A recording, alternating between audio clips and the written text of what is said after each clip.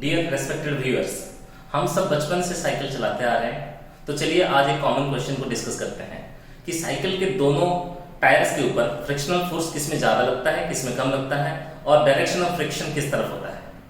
वो चली देखो प्यार की गली, उसे रोके ना कोई। वो चली ना ना ना मेरी जान, तुझको जाना है कहाँ, तेरा प्यार है यहाँ, तू है मेरा जहाँ।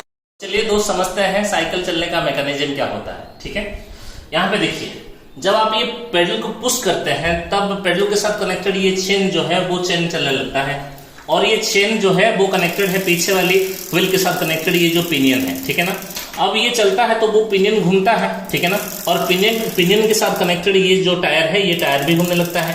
अब आप यहाँ पे देखिए, ये होता है पॉइंट ऑफ कांटेक्ट, जहां पे जमीन के साथ ये कांटेक्ट में है, ये पॉइंट ऑफ कांटेक्ट है। जब ये टायर ऐसे घूमने लगता है तो ये पॉइंट ऑफ कांटेक्ट का टेंडेंसी आप देखिए, इसका टेंडेंसी रहता है पीछे चलने का। और आपको पता है फ्रिक्शन जो होता है वो रिलेटिव मोशन को अपोज करता है। जब ये टायर का टेंडेंसी पीछे चलने के लिए है तो ये ग्राउंड इस टायर के ऊपर फ्रिक्शन लगाता है आगे। ठीक है ना, तो आपको यहां से समझ में आता है कि टायर का पीछे वाला जो व्हील होता है, पीछे वाला जो टायर होता है उसके ऊपर फ्रिक्शन हमेशा लगता है आगे। अब देखिए, ये जो पूरा टायर पूरा साइकिल है, ये पूरा साइकिल के ऊपर पहले फोर्स 0 हुआ करता था, लेकिन ऐसा ये टायर ऐसे घूमने के कारण इसके ऊपर एक एक्सटर्नल फोर्स आ गया ये वाला, और ये फ्रिक्शनल फोर्स की वजह से ही ये साइकिल आगे चलने लगता है। अब देखिए ये आगे वाला टायर, ठीक है ना, पीछे वाले टायर के ऊपर जो नेट फ्रिक्शनल फोर्स है वो आगे लगा। पहले तो साइकिल के ऊपर फोर्स 0 हुआ करता था, अब पीछे वाले टायर के ऊपर फ्रिक्शनल फोर्स आगे लगा, तो ये साइकिल के ऊपर नेट फोर्स जो है वो आगे है। तो उसके वजह से साइकिल का टेंडेंसी जो होता है वो आगे स्लिप करने का होता है। तो ये आगे वाला जो टायर है उसका टेंडेंसी होता है आगे स्लिप करने का, और स्लिपिंग से बचाने के लिए जमीन ये टायर के ऊपर फ्रिक्शनल फोर्स लगाता है पीछे वाले।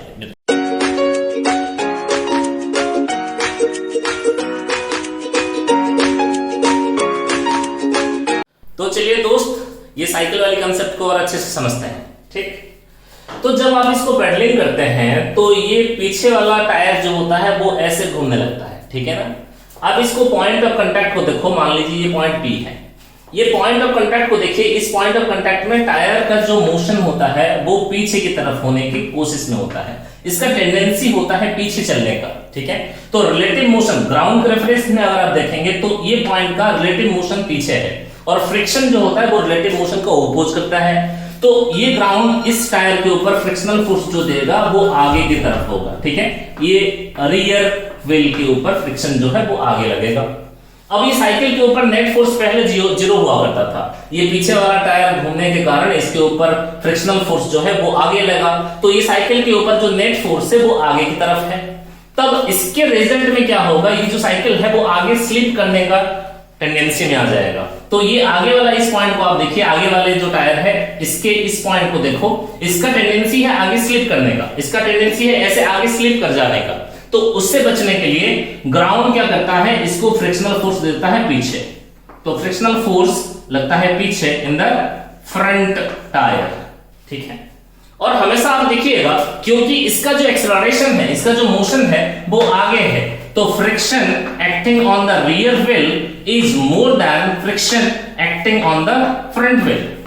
इसीलिए तो साइकिल का जो पीछे वाला जो टायर होता है वो पहले घिस जाता है ना। ठीक है, तो आप समझ लिए। इस वीडियो के साथ हम आपको और एक बात शेयर करना चाहते हैं। आफ्टर दिस लॉकडाउन खुलने के बाद छोटे छोटे डिस्टेंसेस ट्रैवल करने के लिए, जैसे बाजार हो, जैसे स्कूल जाना हो, जैसे कोचिंग आना हो, वैसे डिस्टेंसेस को कवर करने के लिए आप इंस्टेड ऑफ मोटरसाइकिल और स्कूटर, आप अगर साइकिल को इस्तेमाल करें तो आपका हेल्थ के लिए अच्छा है और आप मदर अर्थ को भी पोल्यूशन से बचा पाएंगे। Thank you.